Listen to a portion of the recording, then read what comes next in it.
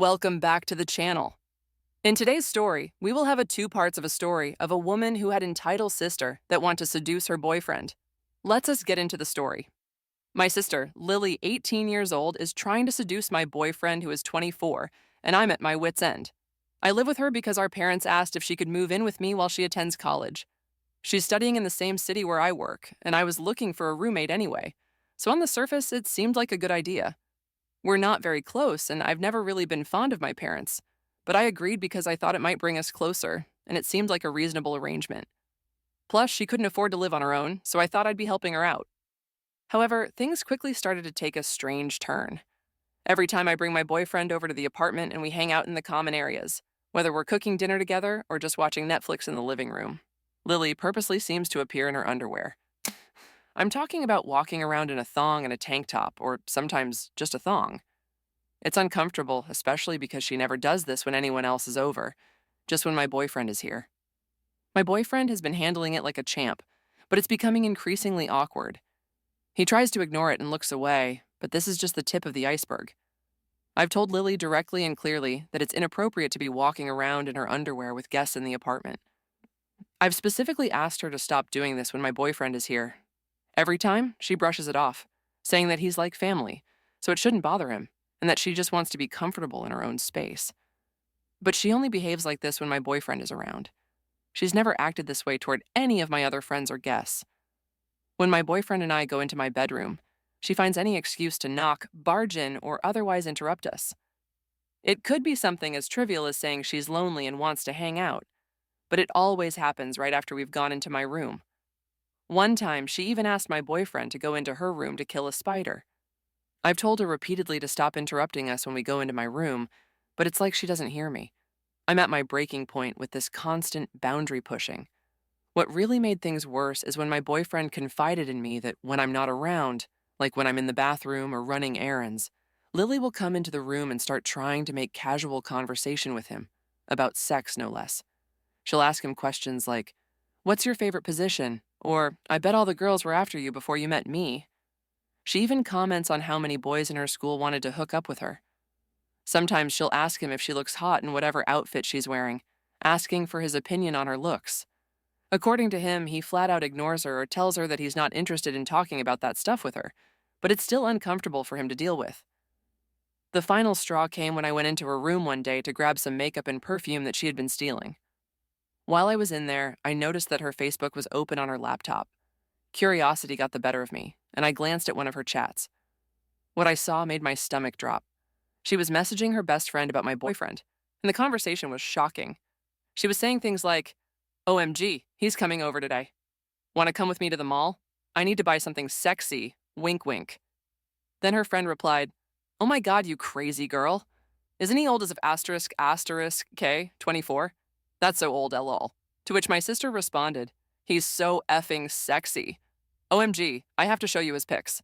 And then she did something that made my blood boil. She shared pictures of my boyfriend. These weren't pictures he posted on social media. These were candid photos she'd taken of him without his knowledge. There was one of him standing in the kitchen, one of him napping on the couch, and even one where he was out on the street, just minding his own business. She was acting like a stalker, and it made me feel sick to my stomach. I immediately told my boyfriend everything that had been happening, and after that, we decided to stay exclusively at his apartment for a while. It's much easier for us to have privacy there, and honestly, it's just a relief to not have to deal with my sister's constant boundary violations. But the whole situation has really gotten under my skin. I'm frustrated because not only does she not respect my boundaries, but it feels like she's actively trying to seduce my boyfriend. What's worse is that she's 18, not 15.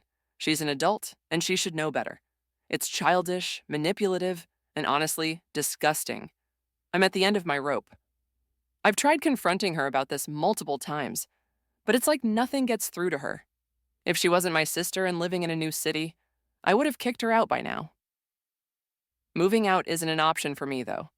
I have a lease until next year, and I can't afford to lose money by breaking it. Besides, if she moved out, she wouldn't be able to afford the rent on her own anyway. So she'd end up having to move back in with our parents, which would be its own mess. I'm not sure what to do anymore. Part of me feels like I should give her one last warning, but I know she won't listen. I could talk to my parents about it, but I'm pretty sure they'll take her side. That's part of the reason we aren't close. Our parents have always favored her, and I've always felt like the black sheep. Confronting her with my boyfriend and having him make it crystal clear that this will never happen again seems like an option. But I don't know if that will even work. He's already told her to back off, but she doesn't seem to care. The other thing I could do is just move out, but like I said, that's not an option for me right now. I feel trapped in this situation, and I'm not sure where to turn. It's incredibly frustrating to feel like my own space is being violated, and all because my sister can't control herself. And that's part one of this story. What would you do if you were in her shoes? Or what kind of advice would you give her? Let me know in the comments section. Welcome back. In today's story, we will continue the story of a woman who had an entitled sister that wanted to seduce her boyfriend. In case you missed part one of this story, here's how it went down. The writer's 18-year-old sister, Lily, is making inappropriate advances towards her 24-year-old boyfriend while living together in an apartment. The writer had agreed to let Lily move in for financial reasons, but Lily frequently dresses in revealing clothing around the boyfriend, interrupts private moments, and even engages him in uncomfortable conversations about sex. The situation escalates when the writer discovers Lily has been secretly taking candid pictures of her boyfriend and sharing them with her friends. Despite multiple confrontations, Lily refuses to respect boundaries, leaving the writer frustrated and unsure of how to handle the situation. The writer feels trapped, as moving out isn't an option, and fears that her parents would take Lily's side if she tries to get them involved. Let's us continue. The reason I've never been close to my parents is tied to how they treated me growing up compared to my younger sister, Lily. Back when I was in high school, they laid down strict rules. No boyfriends allowed. Their reasoning?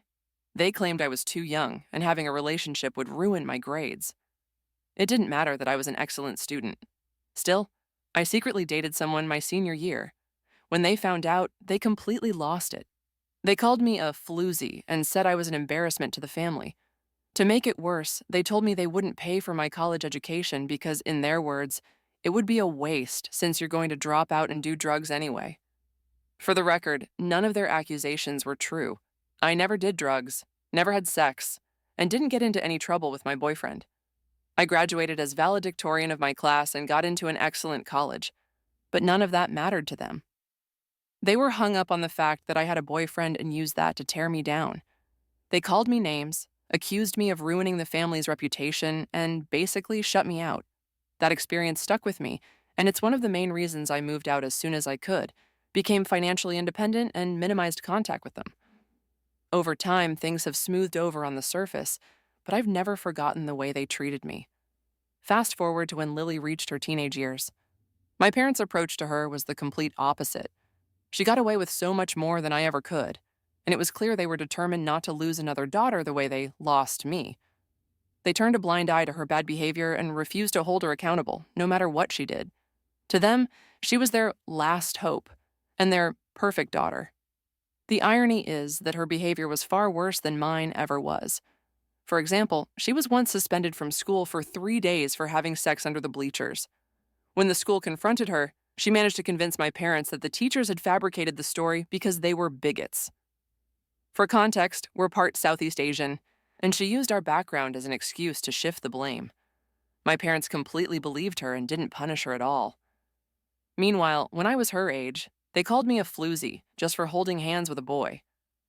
It's hard not to feel bitter when I compare how differently they treated the two of us.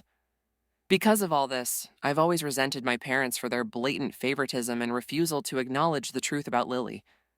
Now that she's living with me, her entitled behavior has become my problem. After discovering her inappropriate attempts to flirt with my boyfriend and finding those creepy, candid photos of him on her Facebook chat, I was at my wit's end. I knew I had to address it, but I wasn't sure where to start. I decided to contact my parents first, which wasn't easy given our strained relationship. I explained what had been happening with Lily and made it clear that her behavior was unacceptable. I also told them I was planning to kick her out unless she stopped. I phrased it as a matter of fact. I wasn't asking for their opinion. To my surprise, they actually believed me. However, their reasoning had nothing to do with caring about me or my relationship. Apparently, something had happened at a recent family reunion that I didn't attend. My cousin, who's a year older than me, brought her boyfriend to introduce him to the family. Lily openly flirted with him right in front of everyone, including my cousin, her parents, and my parents.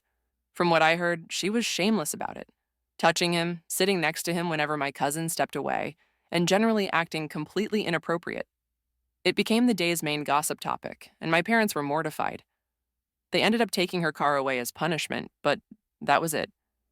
What really stood out to me was how my parents only cared because Lily's behavior embarrassed them in front of the family. Their reputation mattered more to them than how her actions affected me or anyone else. They begged me to give her another chance, claiming they'd talk to her and set her straight. I agreed to think about it, but deep down I didn't trust them to follow through. I was right to be skeptical. The very next day, Lily posted something on Facebook that read, "Sometimes you can't let other people get in the way of love." That was the last straw. I confronted her directly and told her that her behavior was disgusting and disrespectful, not just to me, but to our relationship as sisters. I told her I knew about everything, from her flirtations to the photos, and that I wouldn't tolerate it any longer. If she didn't cut it out, she'd have to move out. Her response? She mocked me, saying my boyfriend would leave me because I didn't try hard enough to look good for him. She even said, "You're not my mom. You can't tell me what to do." At that point, I'd had enough. I told her she had 30 days to leave. Legally, I couldn't kick her out immediately, but I made sure everything was squared away with the landlord to protect myself. I also installed a nanny cam in the apartment to monitor things while I'm not there, just in case she tries to damage my property or make false accusations against me or my boyfriend. At this point, I don't trust her at all. I've informed my parents that this decision is final, and they seemed shocked but didn't put up much of a fight. I think they're in denial, blaming the big city for her behavior. Whatever the case, I'm done dealing with it. I've been left wondering whether her behavior is the result of being spoiled or if there's something deeper going on with her. Either way, it's not my responsibility to fix her. I did her a favor by letting her live with me, and this is how she repaid me. Hopefully, I won't have to write about this again. And that's the end of this story. What do you guys think of this story? Do you have any things to say to the writer? Let me know in the comments section.